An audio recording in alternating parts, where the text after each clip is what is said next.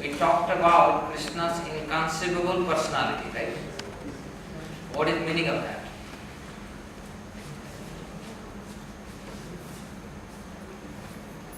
Krishna is a person, but his personality is not like you and me.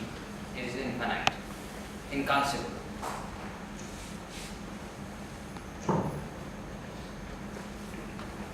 Yes.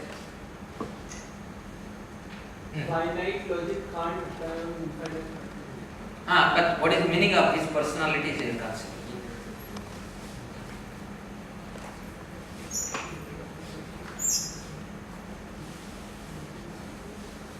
Anybody? Yes. He can be a friend, husband, son, all at the same time. All at the same time. Wonderful. What is your name? Harshit. Eh? Harshit. Harshit. Can somebody note down? And yes, very nice. Not only that he can become husband, simultaneously he can present himself at infinite number of places. Right? And that's exactly this verse is saying. In 13th chapter of Bhagavad Gita, all of you can recite with me. Sarvato Pani Padam. Sarvato Pani Padam. Sorry, Sarvato Pani Padam Tat. Sarvato Pani Padam Tat. Sarvato Kshi Shiro Mukham. Sarvato Kshi Shiro Mukham. Sarvata Sritimal Loke. Sarvata Sritimal Loke. Sarvam Avritya Tishtade. Sarvam Avritya Tishtade. Saman. Yeah? Translation. Yeah, I am asking you. Everywhere are his hands and legs, his eyes, heads and faces, and he has ears everywhere. In this way, the spiritual exists. Super soul. Super soul. Super soul exists. Pervading everything. So soul and super soul. We are soul. And Krishna is supreme soul. So everywhere are his hands, eyes. People say भगवान की हाथ नहीं होता है, आँख नहीं होता है, कान नहीं होता है, नाक नहीं होता है, और हमारा होता है. What a low class logic is this? God cannot see, God cannot understand anything, and we can understand everything. What kind of logic is this?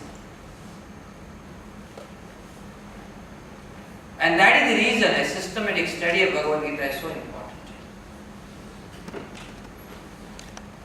So, everywhere are his hands, legs, his eyes, head, face, and faces.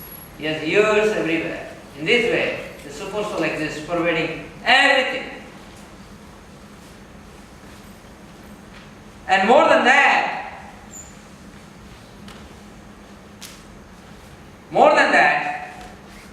he can be personally present.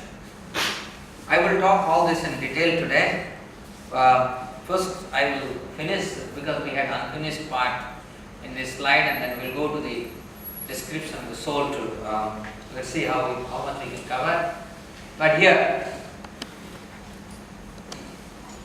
I told you, inconceivable personality.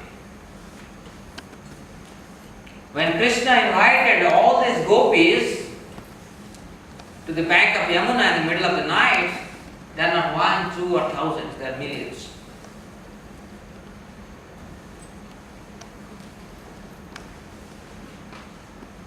And because they all wanted to also be alone with Krishna, as I told you, Krishna simultaneously manifested, this is Yamuna, and the bank of Yamuna, he manifested millions of kunjas. In each kunja, Krishna is dancing with each gopi. So this is called inconceivable personality. Same Krishna simultaneously with millions of gopis. And each gopi is thinking that Krishna is only dancing with me. I am so fortunate. So, is that making sense to all of you? What is inconceivable personality? So, never think God is not a person. If God doesn't have a feeling, how you can have feeling?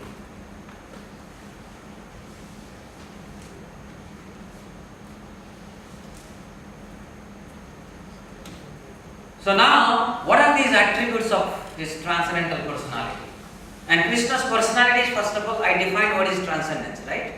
Last class. Can anybody say what is transcendence? Krishna is a transcendental personality. Yes. Something which can be perceived by mundane senses. Very nice. It's beyond sensory perceptions. But I can sense when I am in pure state. अगर मैं आत्मा में स्थित हूँ तो मुझे I can actually experience that, right? So, is that clear? What is your name? Srikar. Srikar. Last time also you got it right? You didn't get? Srikar. Please write down Srikar. Okay. Thank you.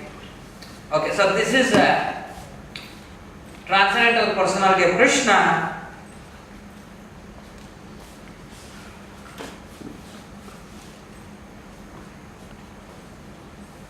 We have already discussed.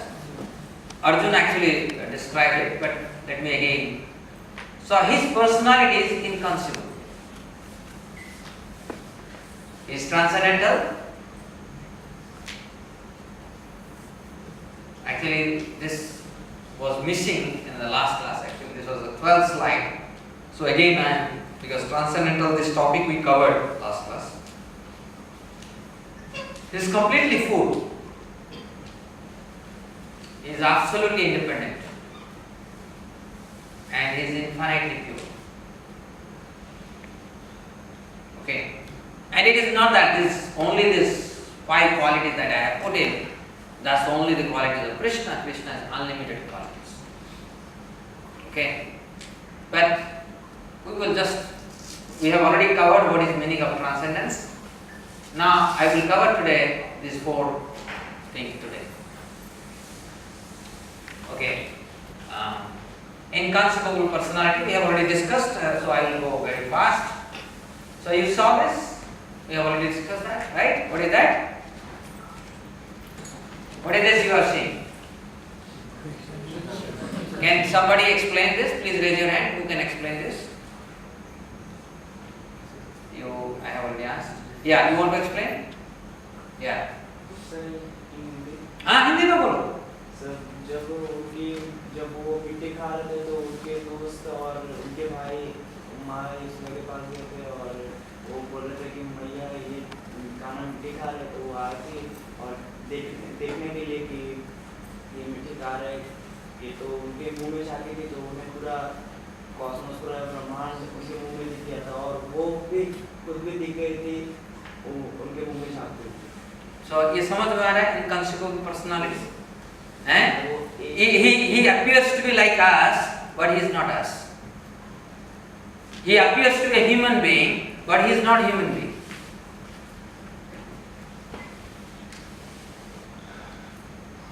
Is that clear? Similarly, so that is Krishna can be present inside and outside of creation simultaneously. And his inconceivable personality, you see here, this is the Mahavishnu, one of his expansion. And he lies in the causal ocean. This causal ocean is actually boundary between Chidakasa and Jadakasa. Okay? So all of you understand that the entire space, you must know that, if you say Krishna's creation, Krishna's manifestation, if you say totality of one single space, the space is divided into 2 categories, right? What are those 2 categories? Somebody should say. How this space is categorized into 2 different, you have already answered, yes. It is material space and spiritual space. Can you tell what is material space and what is spiritual space? So material space means all the space in which we are living now. And And the spiritual space is Vaikuntha, where there is no sorrow, no death, or means all the pains and what we are suffering, there is nothing is there. Very, very nice, very nice. And in addition, what you spoke is that this space is inert, because this is Krishna's external energy. जड़ ये जड़ और चेतन, इसकी दिमाग में हर समय बैठना चाहिए. जड़ चेतन, ये लगता नहीं है. Everything is जड़ here. We also behave like jad. Okay? So jadakasa means here Krishna's energy is inert. That is jad. And the other one is conscious. The space is conscious. So suppose, just to give you a little idea, suppose as I told you, suddenly you are in Tokyo, you are just, your eyes will be closed. होता ना खेल होता है, आँख बंद करके, तो somebody tells you that your eyes are closed, and suddenly you are transported and put into Tokyo. Don't worry how you went there, right? And then you will be shocked. But if that happens in any of the cities or villages in Vaikuntha, you will not be lost. You just say where I am. The space will give you the answer. It's conscious. The sand particle are conscious. The water is conscious. Plants are conscious. Everything is conscious there. Okay? So there is no cause for lamentation, because everybody is so lovable there. So what is your name? Anirban. Anirban. Right. Give you a nice answer. So this